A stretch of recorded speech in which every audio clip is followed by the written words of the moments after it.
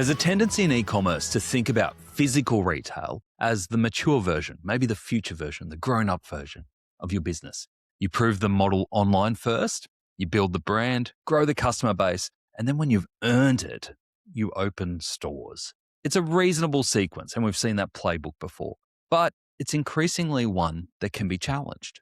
As we all know, customer acquisition costs on paid social have been rising for years, and some of the channels that have worked 5 years ago are really hard to justify today. Physical retail is starting to look really interesting to founders who would never have considered it before. Oz Hair and Beauty made this move, but not for any of those reasons. For the first decade, they were purely online, good at customer service, fast at dispatch, highly reviewed, all the ticks of e-commerce, and they had no stores.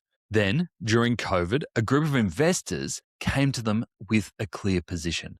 Their thoughts were that stores are going to come back and e-commerce is only going to get more expensive. They thought that Oz Hair and Beauty should be in physical retail. That wasn't common thinking during COVID, but it was the moment that everything changed. Not because it was their idea, but it came from two people who had spent their careers running retail at scale. And they said it with enough conviction that Oz Hair, they had to listen. 3 years later, they've gone from 0 stores to 30. And the thing Guy Nappa now says about that expansion is really simple. Their only regret is that they didn't start sooner. So let's hear it from Guy. Yeah, look, we are very fortunate with our investment group that we've got so much experience around the board table that helps us not make as many mistakes. And I think that's the real key. We weren't actively looking for investors. It was a time during COVID where, the market was very crazy, and Anthony saw what was happening with our competitors. And we had the discussion, we don't want to be left behind. And it really came about quite naturally. Then we met Edison, and they had the group with Daniel and Brett. So this is Daniel Agostinelli from Accent Group and Brett Blundy. Yeah. And they kind of came to us and said, we believe this can be a retail concept. And they explained why. And it was a completely change of pace, complete change of thinking. For us, we always had the idea of having like a mega salon at every state, which would allow us to do click and collect and ship from store, all the omnichannel stuff. But their point of view was, and they did call it, they said post-COVID, stores are going to be back. And e-com's only going to get more expensive. And they were on the money with both those two things. And our only regret is we didn't do stores earlier, because up to date, it's been a real positive thing for the business. And from the group, like I said, it's just that ability, or it's that guidance and mentorship to not make mistakes. Because in our first year, if we signed a bad lease deal, we wouldn't be here today. And we needed, we did have a relatively big brand, but it was e-com only. And to have Daniel and Brett specifically, put their names on our company and back us, it helped open a lot of doors, especially when we were early on. And, those retailers who gave us a chance, a lot of that is down to having people like our board back us, which is something that is not lost on us at all. The last 12 months, definitely, we have a template in place. And that's something we've really tried to roll out, especially doing 15 and 12 months. It's very hard to make changes. But the problem there is you don't really get a chance to stop and reflect on, what went wrong, what can we do better. And for us, we're so used to stopping, doing an after action review, looking at every single point. I think for us, it got to a point last year where we were just doing so many, we didn't get to stop and take stock on, what can we do better. And we've started the year now. We're in March. We're opening up our first store. It's given us a bit of a time to sit down, take a breath, relax, and make some key changes that will allow us to open up more stores. What Guy describes in the back part of that clip is the operating discipline, and it separates the brands that can scale physical retail from the ones who just stall after the first store or the first pop-up. Here are 3 things worth taking back into your business if you are considering opening up a physical presence. Number 1, know what the store is for before you sign the lease. The most common version of this mistake is opening a store to build the brand without defining what that means in really measurable terms. Every decision that follows, from location to fit out to staffing, flows from what the store is trying to achieve. If that's not clear up front, you'll make different calls at every fork in the road. Two businesses illustrate the difference really clearly. When Life Interiors opened their first store, which was a 60 square meter space in Piermont, Basil Karam wasn't measuring it by what it sold in store. He was measuring it by what it did to the online business. Sales went from $10,000 to $40,000 online a month after it opened. The store's job was actually online revenue, and that's what it delivered. It seeded a strategy the business has run ever since. A physical presence in every state designed specifically to drive the online channel. Acosa has held off on stores for a decade, despite consistent customer demand. When they finally opened, they knew exactly what the store needed to do. Let people lie on a mattress before committing. For a committed purchase where the buyer's primary uncertainty is about feel, the physical experience removes their biggest barrier. In-store conversion was immediately and directly higher than online.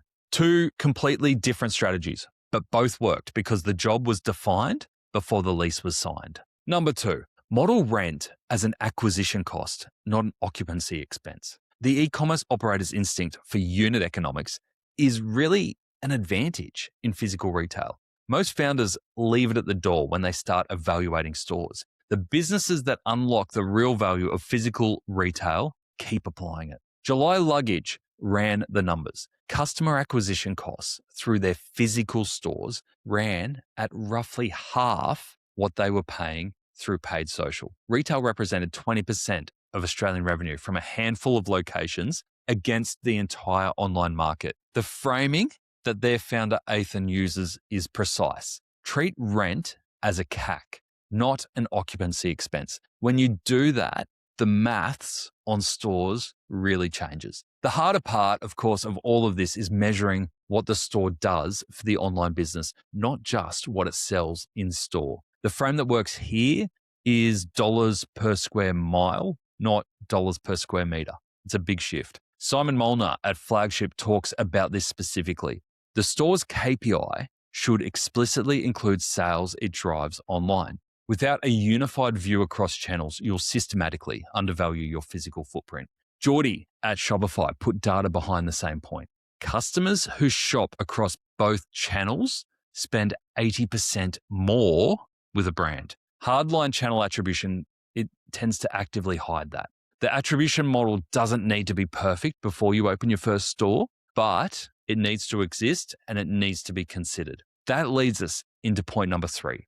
Build the store opening playbook before you need to run it fast. The brands that scale well treat each new store as version N+1 of a tested system. The gap between those two is one thing: after action reviews. Not after the campaign, after each store. What went wrong in the fit out? What would you do differently in the lease negotiation? Where did you lose 2 weeks that you would love to have back? The new store template only compounds if someone is accountable for capturing what it's teaching you. Oz Hair opened 15 stores in 12 months at one point. It's absolutely huge. But they found they were moving too fast to do this properly. The stores that followed after they paused and updated the template were much better. The consistent advice from practitioners who've helped e-commerce brands make this transition is specific. Talk to founders who did it recently, not the ones who did it years ago.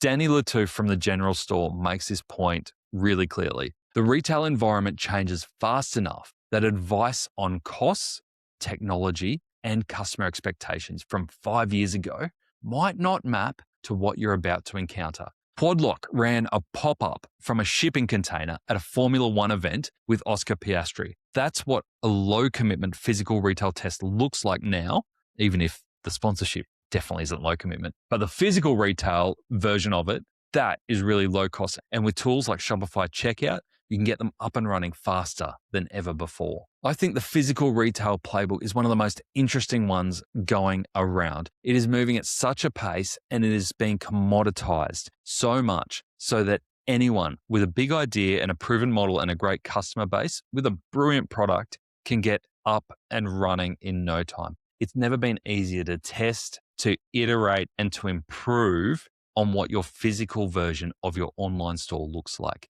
You don't need to wait until you're a big brand to get started. Anyone with an e-commerce presence can get going. You just need to be able to choose the right model for you and know the reasons why you're doing it. Guy and the team at Oz Hair and Beauty are a great example of a team who have taken an online concept and scaled it really fast. You don't necessarily need to open 30 stores or even have a vision to open 30 stores straight away, but know that that avenue is open to you and is a great way to bring your brand alive, to connect with new customers, and to open up new sales channels that you would never have before. That's it for the playbook this week. We'll see you next Friday.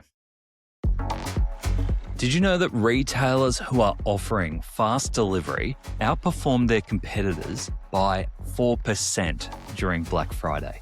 And that's not just a stat, that's a signal for where growth is going to come from. ShipIt's Commerce Delivery Report breaks down why speed equals success, as well as the other forces shaping delivery in 2026. From automation and AI to fulfillment and inventory, this report offers a really practical roadmap for the next phase of retail growth. If you want all the stats and the directions for what is coming in fulfillment, make sure you download this report at shipit.com/CDR 2026. That's shipit.com/CDR 2026.